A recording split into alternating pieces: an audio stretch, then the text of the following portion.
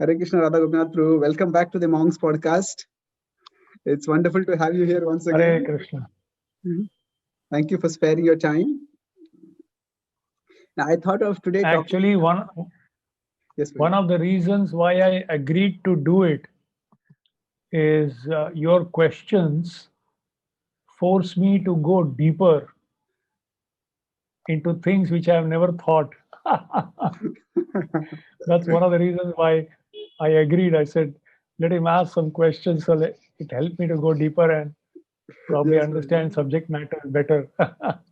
no, there is much knowledge that we often embody it, but we don't articulate it so much.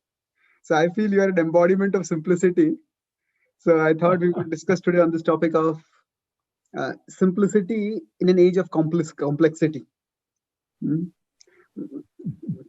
So, as I said, I have some questions, but would you like to start with something specifically, or how do we go ahead? How would you prefer?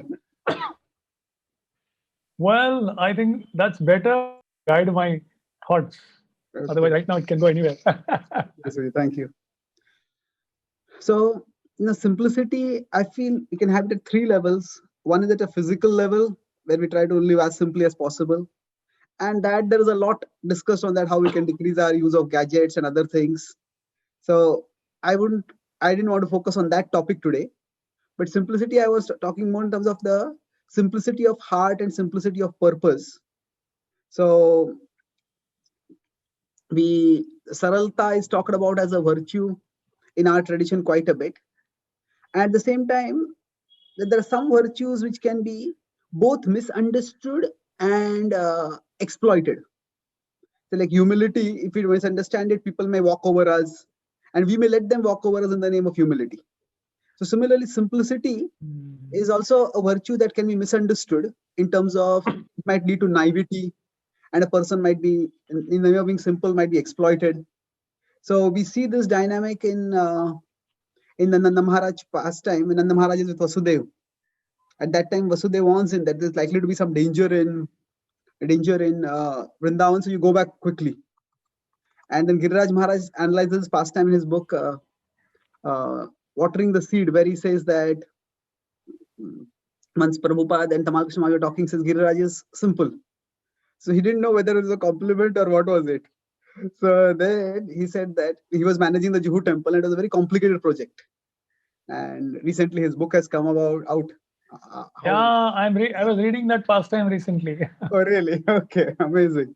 So, that's the simplicity, even in the practice of bhakti, though we know it's a virtue, but for certain services, like Vasudev was in the political world, so he had to be, you could say, sharp and sophisticated. Nanda Maharaj was a cowherd man, so he didn't need that. So that dynamism in bhakti is there, and different roles might require different levels of simplicity, or maybe sophistication, or whatever is the other quality we want to talk about. So in that context, today we may not be in influential positions like, say, Vasudev, but still we live in complicated world, and we have to deal with different kinds of people with different levels of complexity within them. So how do you think we can be simple in such a situation?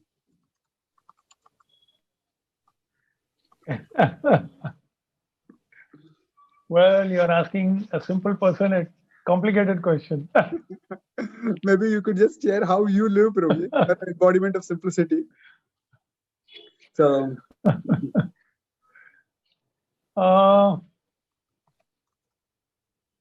I think